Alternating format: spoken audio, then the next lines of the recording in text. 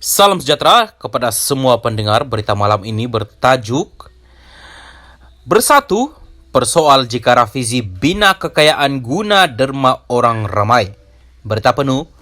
Penyandang kerusi Parlimen Batu Pahat Muhammad Rashid Hasnon mempersoalkan sama ada jika timbalan Presiden PKR Rafizi Ramli membina kekayaannya dengan menggunakan sumbangan orang ramai. Dalam satu kenyataan hari ini, Rashid yang pernah berpaling tadat daripada PKR ke Bersatu menggesa Rafizi menjawab beberapa soalan mengenai pegangannya dalam syarikat Invoke Solution Sendirian Berhad demi kepentingan accountability awam.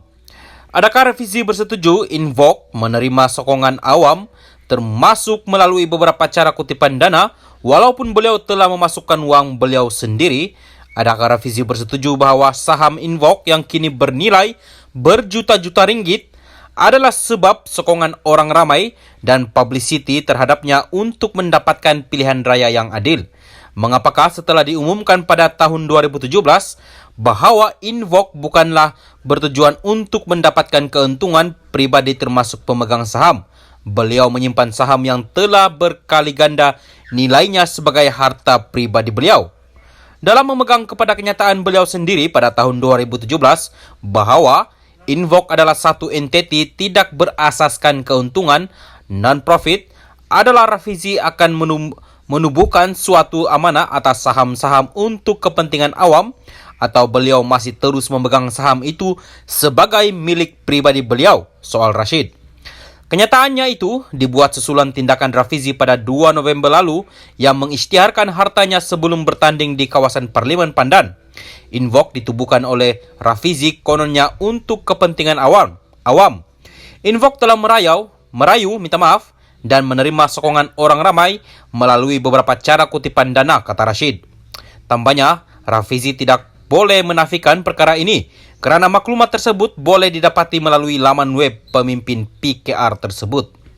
Adalah satu perkara yang tidak boleh dipertikaikan bahawa Invoke dibina berasaskan sokongan orang ramai.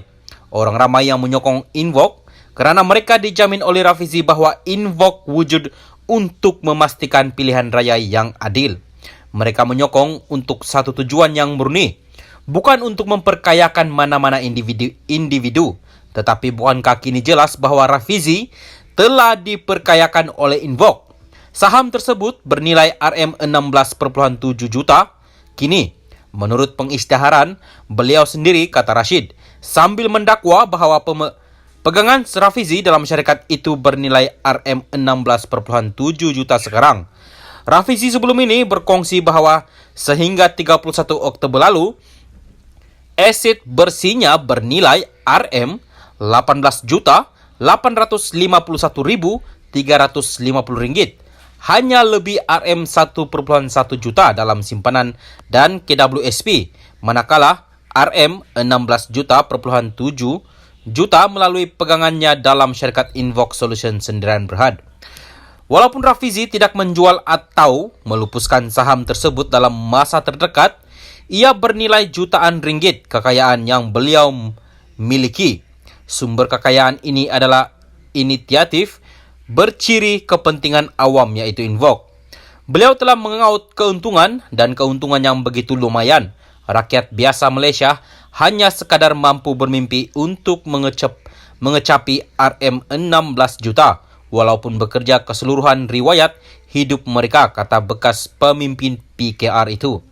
Rashid berkata timbalan Presiden PKR itu juga gagal menyatakan bahawa saham tersebut dipegang atas amanah untuk digunakan melalui program awam atau inisiatif lain yang akan memberi manfaat kepada orang ramai.